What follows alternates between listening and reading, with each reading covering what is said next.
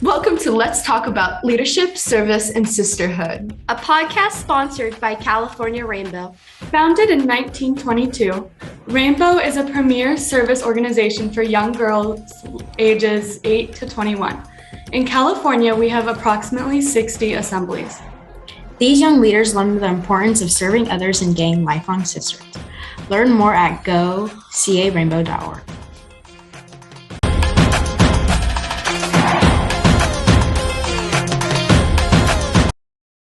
Welcome back to the Let's Talk About Leadership, Service, and Sisterhood podcast, a California IORG production.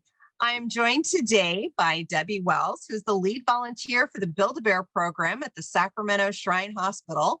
And I have our hosts today of Ella and Maddie. And girls, you're going to talk to Debi a little bit about the Shriners Hospitals and their 100-year anniversary. So let's get to it. So first off, we're just going to talk a little bit about what the Shriners Hospital is. So could you tell me when you were founded and why? Shriners Hospital was founded 100 years ago. June 16th, we will be celebrating our 100th anniversary. And the reason this hospital was founded, the hospital system, was to help children who were suffering at that point in time from a disease that most hospitals couldn't deal with, and that was polio.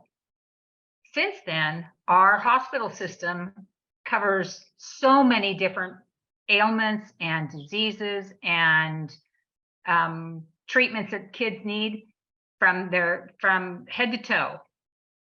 And the Sacramento Hospital, where I work, is one of the lead hospitals in the system, and they are a center of excellence. They can provide care for almost every single thing that a child needs to be treated for. And the blessing is for most families is, well, the blessing for all families is that these children get treated with absolutely no consideration for whether or not the families can pay. So they don't have to worry about whether or not that treatment is out of their service area for their insurance. That's not an issue. If they need to be transported, that's not an issue. We make sure they get there. And they have cutting edge wraparound care that's provided to them. That's amazing. So you had mentioned Sacramento, so obviously California, but where else are there Shriners hospitals? There are 22 hospitals within this system, and they range from all over the nation. We have Mexico City has one. We have California has 2 facilities, one in Sacramento, one in the LA area in Pasadena, Salt Lake City, Galveston, Portland,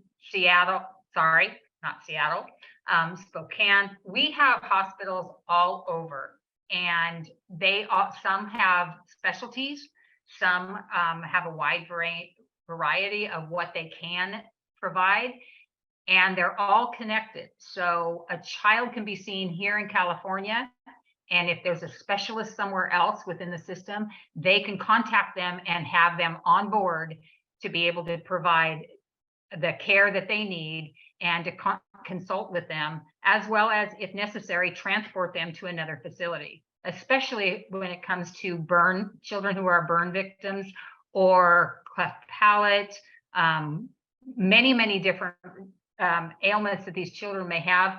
They can and do transport them quickly to get them to the most experienced and the best facility available to that child.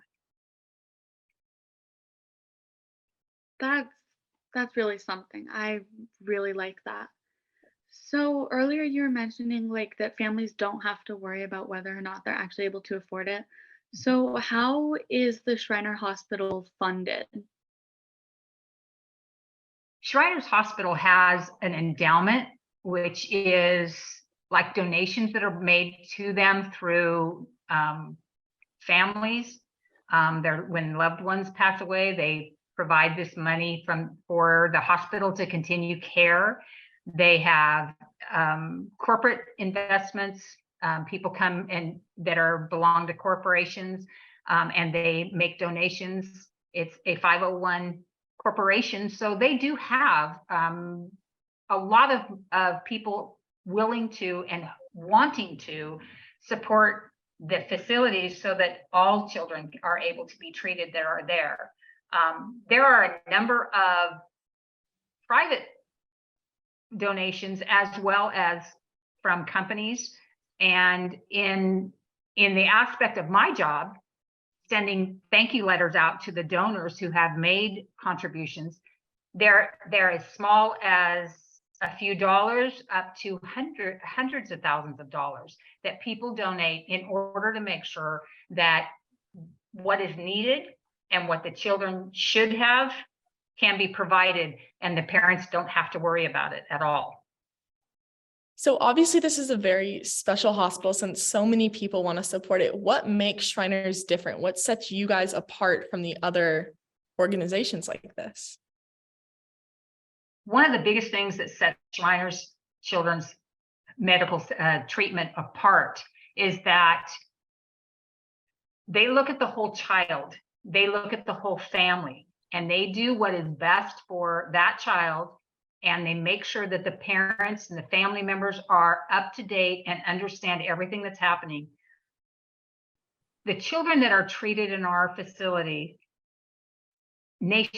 throughout the whole healthcare system for Shriners, have a group of clinicians and social workers and teachers and child life specialists, people that are there that want to help them in every aspect of their care and treatment.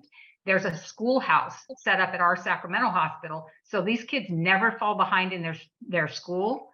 The physical therapy is and occupational therapy that these kids need for their sports medicine or for when they're hurt in an accident, where they have to relearn how to do things such as walk or write, or even standing up for some of these kids can be very difficult.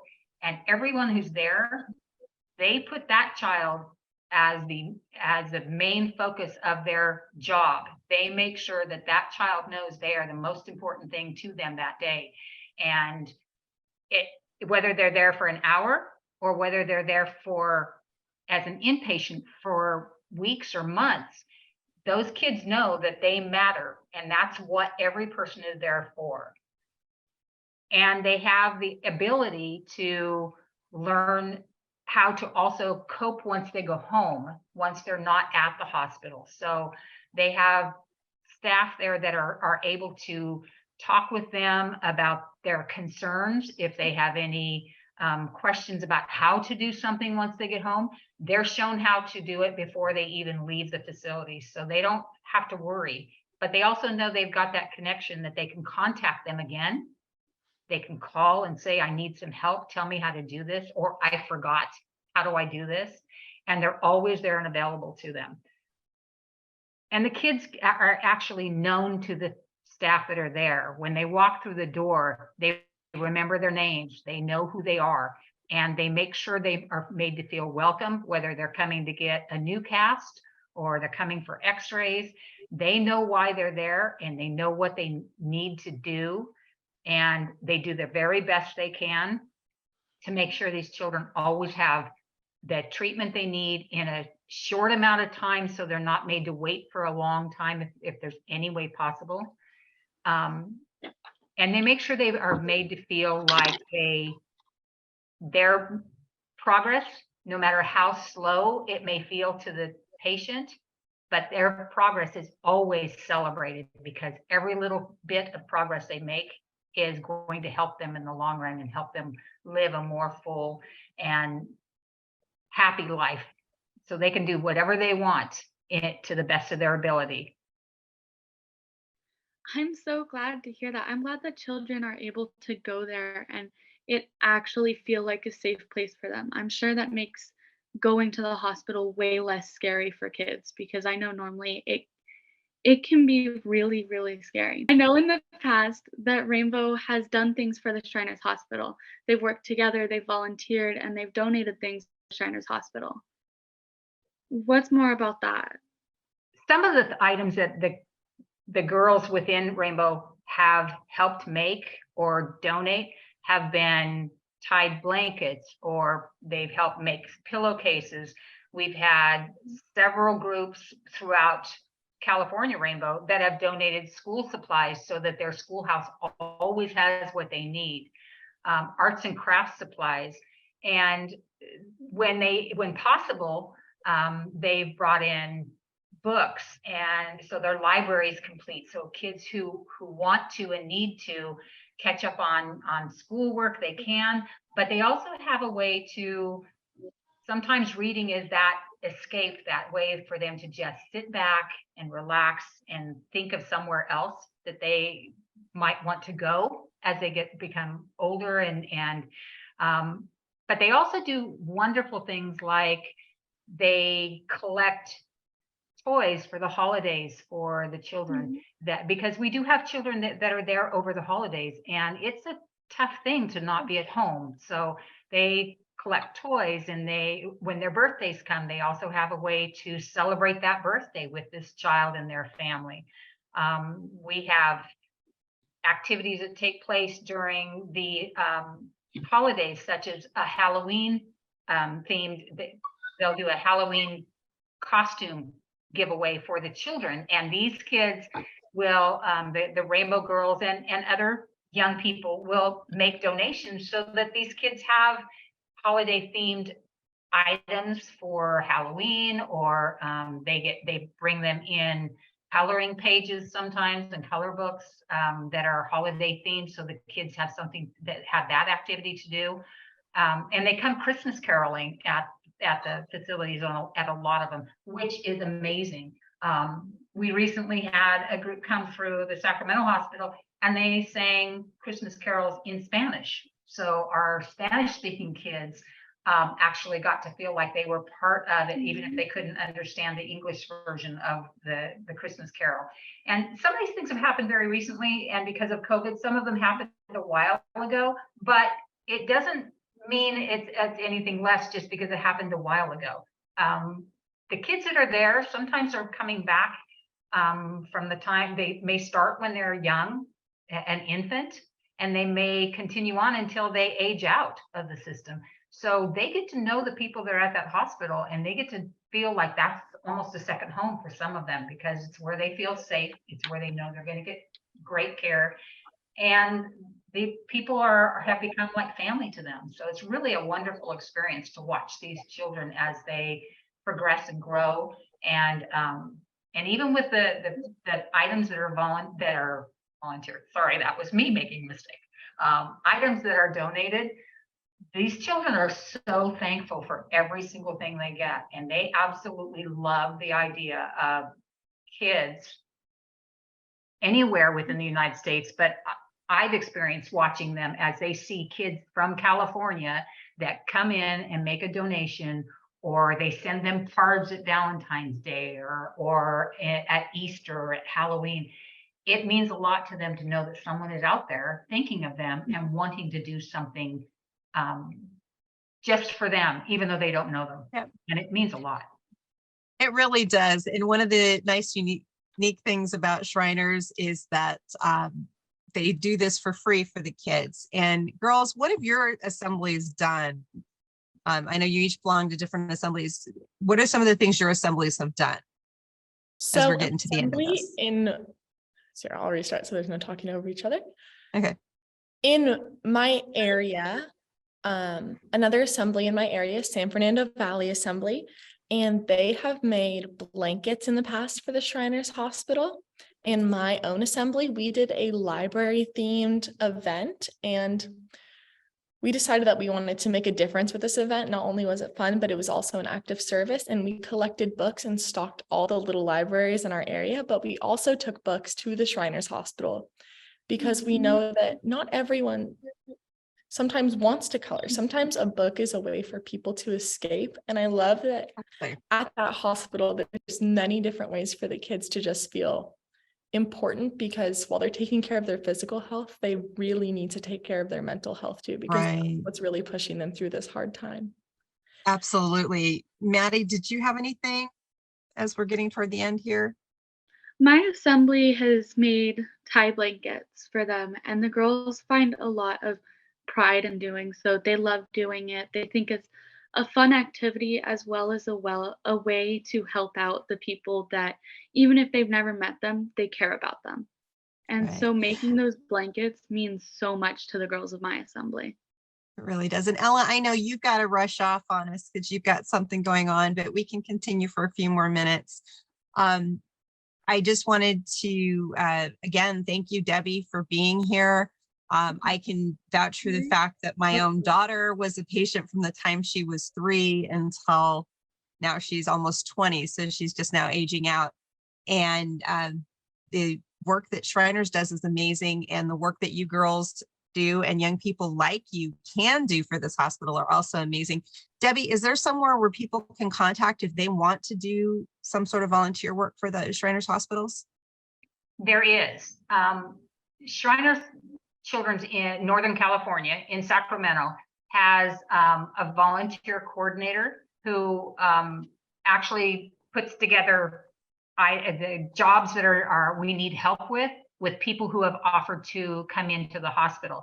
If they go online to Shriners Children's Northern California, they can find a portal for the volunteer services, and there is an online application that they can fill out, and that gets reviewed, and then they'll be contacted. We had a long time there because of COVID where they couldn't bring volunteers on board, and we are very thankful that that restriction has been lifted, and they're now starting to accept more applications.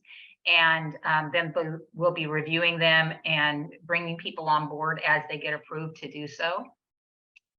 One thing I'd like to add is that as a former Rainbow Girl, I learned how to, and I lived this life of service. You try very hard to do for others, and you are taught how important that is. And that's continued on through my adulthood. And right now, that's exactly what I'm doing. I'm there 3 days a week. I'm working as a volunteer, and not everybody has that luxury that they can do that. But after 35 years of working for a state agency, I have retired, and now I get to go and do something that I'm very passionate about. And so if that's something you're interested in, whether it's with this type of an organization or something else that you have a passion in, that's exactly what you need to think about doing. It will bring you joy, and it will bring you peace, and you will find a way to give back when you aren't really sure how to do that. And this is a perfect opportunity for you to do so. And absolutely. Well, speaking of that, we just lost Maddie. Unfortunately, I think her computer locked up on her, but she's coming back here. Here she is. I was going to have Maddie ask you a little bit about some of the patients that have returned. Girls that have gone on, girls and boys that have gone on to join our Masonic youth groups and then come back and ended up working for them. And I think you touched on that with yourself. Maddie, did you have some more questions about the community aspect? So how did you find out about the hospital, and what really made you want to do more work for the hospital? As a young person, I had a family member who was a patient when the hospital was still located in San Francisco. And so I've always known about Shriners hospitals, but I didn't really know exactly what they did or how much they did, actually. As I got older and the hospital moved from the Bay Area to Sacramento, which is in my backyard, I became very concerned about the fact that there wasn't a lot of ways for me to help. At least that's what I thought. And then I contacted the hospital and let them know, as I was a mother advisor, I wanted to know what my girls could do, what I could do also to help. And they gave us many ideas, some of the same ones that you and some of the other girls have done, the tied blankets, donations of books, things like that. And I never really lost that. I always thought about it a lot. What else can I do?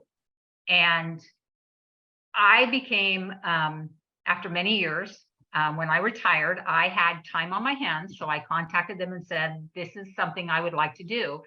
And they have openings in many, many areas of the hospital. But the one that really grabbed my attention and my passion was a program that is now a national program. So it's in all the facilities.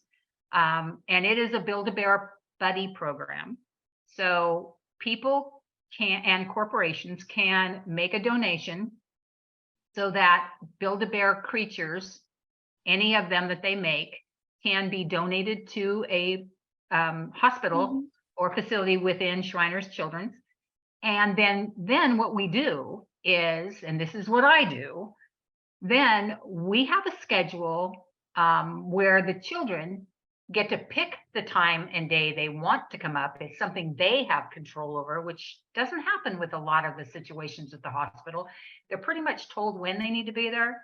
Well, for this program, the kids get to come up to where I work and they get to shop at a kiosk. We have a cart that looks like the kiosks in the malls, and they get to pick out which animal they like. Sometimes we have clothing that had for the Build-A-Bear animals.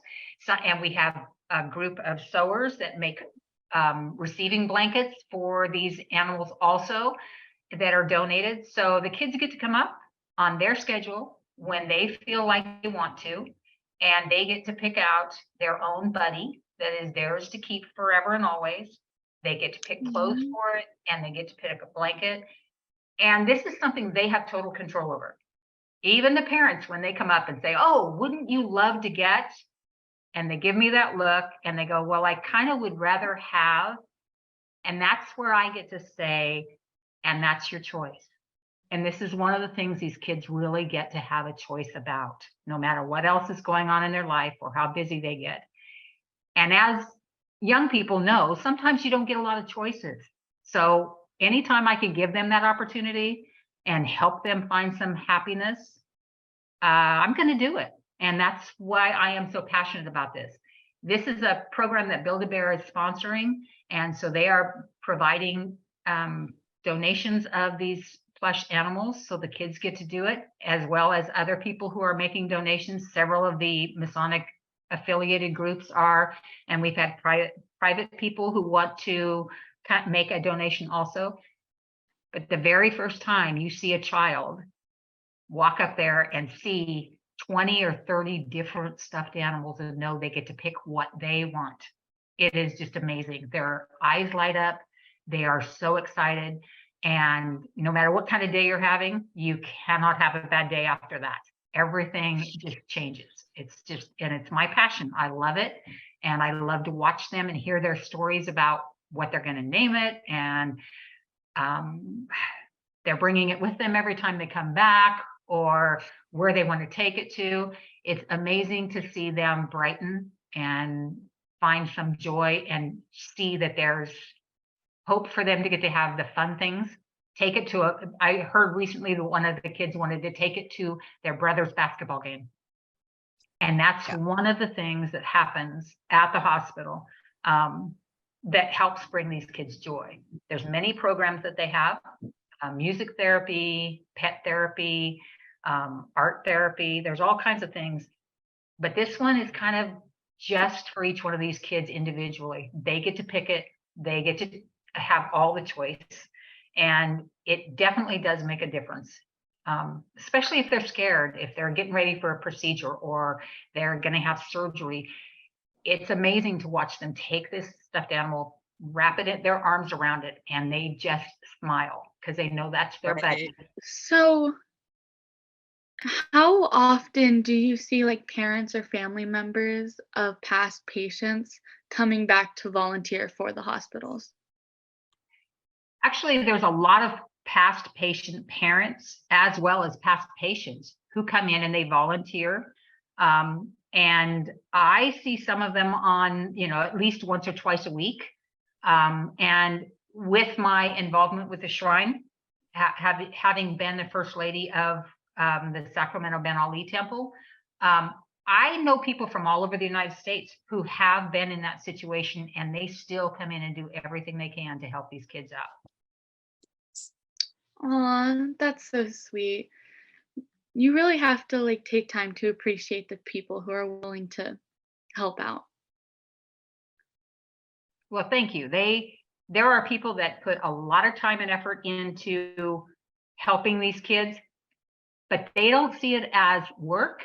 They actually see it as an extension of their love for these kids and for the youth. And they, I think, feel the same way I do, that if they can make one child happy, if they can bring joy to a family who is going through some really tough times, that's what they're there for. And I know, because of the Shriners I know, and from way back when you start reading the history of Shriners as an organization, that's exactly what these gentlemen wanted to do, was to make life easier for the children and their parents. And all of the girls that help with this are part of that. Even if they don't realize it as they're doing it, they are part of it. As the commercial says, love to the rescue. Thank you so much, Debbie and Maddie. And I know Ella had to drop out early, but thank you to Ella as well. This has been an amazing podcast. I can't wait to see what the next 100 years does for Shriners Hospitals. As a parent of a patient and as one of these girls that has volunteered and come back to volunteer, I know both Maddie and I are extremely grateful for you and for all the work you do for the hospital and that the hospital does for all of us. Once again, we'll drop a couple of links at the end of this podcast on the video for those who are interested. Otherwise, thank you so much. This has been amazing. Thank you for having me. I greatly appreciate being able to come and be on the podcast with all of you.